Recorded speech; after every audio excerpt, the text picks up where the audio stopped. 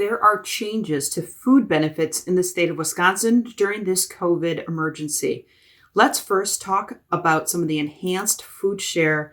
We call SNAP benefits, food stamps. We call it FoodShare in the state of Wisconsin. There are some enhanced benefits available to participants. The Wisconsin Department of Health Services announced that over 215,000 Wisconsin households will receive additional FoodShare benefits in response to this COVID-19 pandemic. And this is authority that comes to the state through that Families First Coronavirus Response Act, that first major federal package of legislation that passed. Wisconsin is able to provide FoodShare recipients with the maximum monthly benefit amount.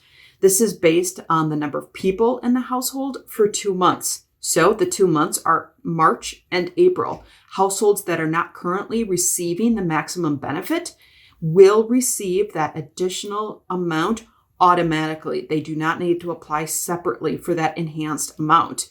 This is going to be available in 2 disbursements, the first on April 12th, the second on April 26th.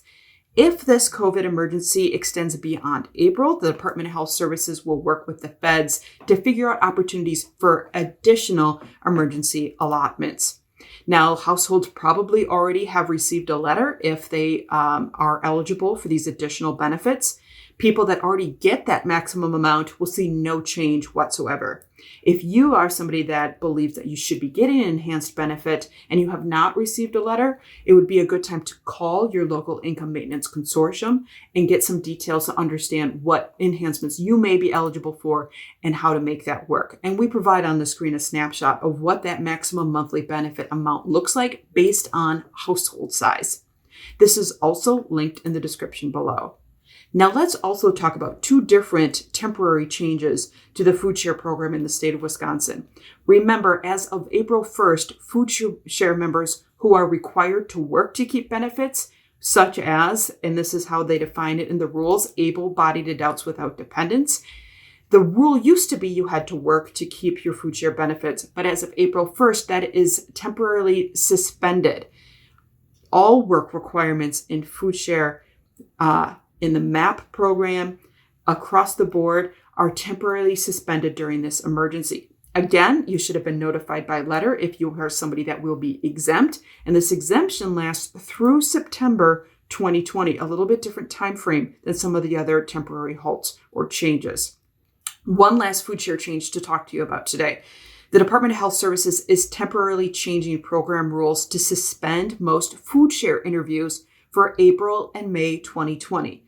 So no interview is needed as long as the information necessary to your application has been submitted. So this includes things like confirming identity and other verification requirements. If you get that submitted like in a timely manner along with your application, you will not then have to go through that extra step of having a FoodShare interview.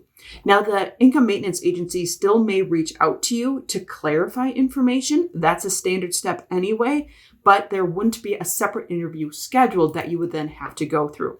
So a couple enhancement and a couple temporary changes to keep in mind as you are working through your FoodShare benefits. We link to the press release coming from the Department of Health Services, the Bulletin of work exemptions, and the site for how to connect with FoodShare benefits generally in the description below. It is a good time to take advantage of some of these extra programs and assistance if you find yourself impacted by the coronavirus.